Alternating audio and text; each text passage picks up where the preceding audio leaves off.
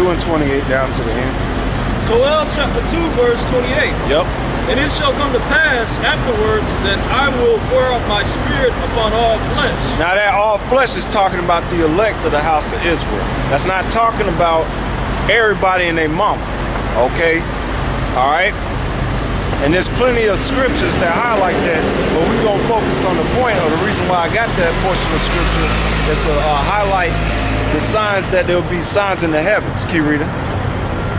And your sons and your daughters shall prophesy, your old men shall dream dreams, and your young men shall see visions. This is all talking about the Israelites. Keep reading. And also upon the servants and upon the handmaids in those days will I pour out my spirit. That's right, because the guy that had noticed the comment, it's a pastor in the islands that's been preaching about it for 3 years, warning the people of Puerto Rico that the Lord was going to send judgment by a comet to strike Puerto Rico, but not totally destroy it, but to bring mass judgment upon the Ephraimites, the so-called Puerto Ricans, because you are the tribe of Ephraim, but a lot of y'all is wicked as hell on that island. So he's saying that the Lord gonna bring judgment upon you for your wickedness.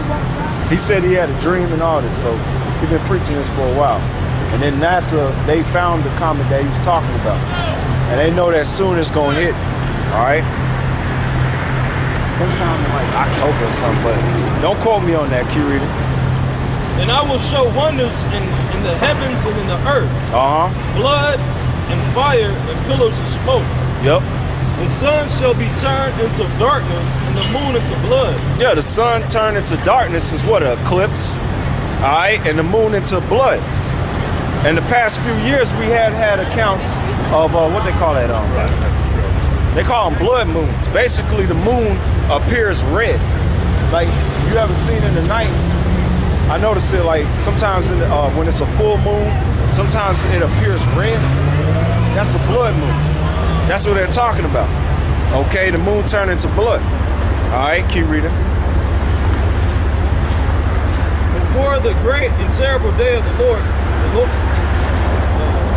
before the great and terrible day of the Lord come. That's right. So prior to the Lord's return, you're gonna have solar eclipse, lunar eclipse. All right. Certain meteors passing that haven't been passed in centuries. All right, meteors, asteroids, comets. Before the day of the Lord, meaning before the second return of who we really call Jesus Christ. Keep reading. And it shall come to pass that whosoever shall call on the name of the Lord shall be delivered. It says, whosoever shall call upon the name of the Lord shall be delivered. Now we're going to see what that statement is saying, because when you read it in the New Testament, which you pastors of these 501c3 charter tax exempt churches love twisting and taking out of context, when you read the letters of Paul or you read the Acts, when Peter quotes that whosoever, you generalize it when they're quoting from Joel chapter 2 verse 32. So we're going to read from the source and see what it's talking about.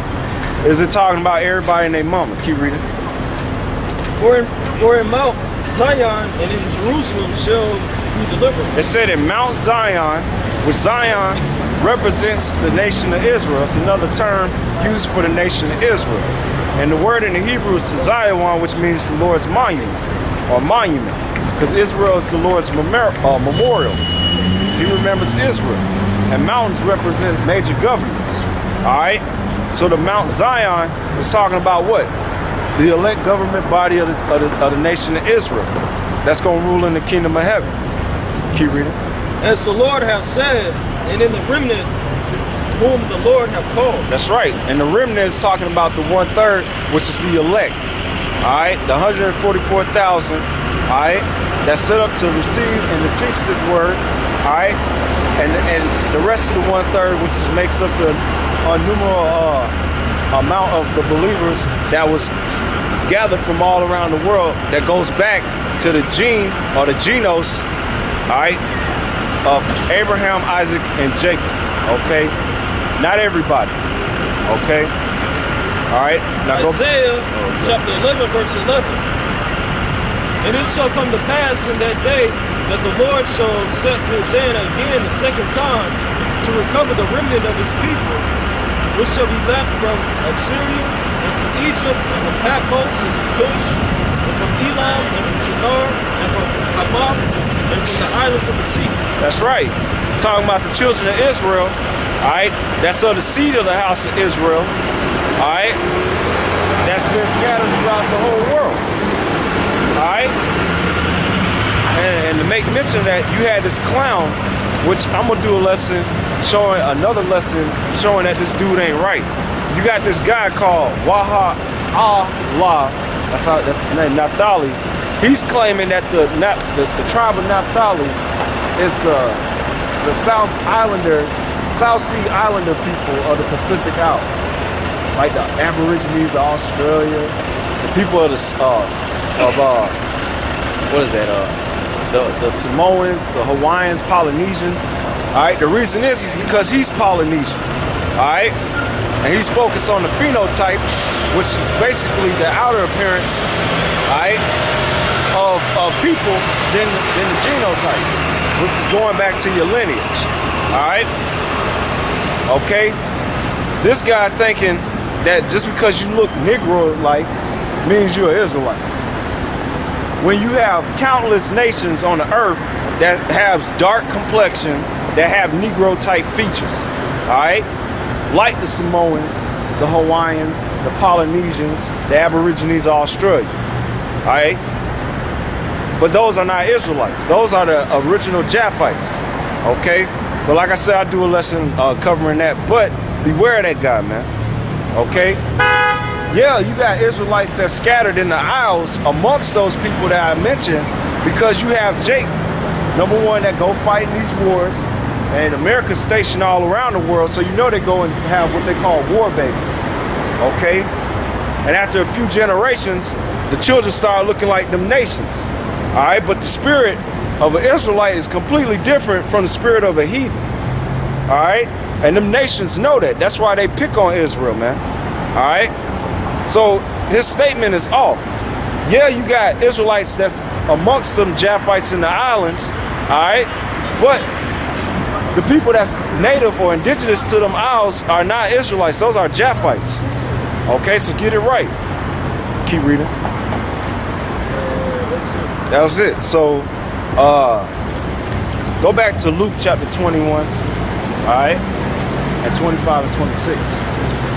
All right, so basically, the time we're in, you got a lot of people bugging out now, all right, losing their mind, because mainly these women of Negro, Latino, and Native American tribes, because number one, they can't play the system anymore, all right?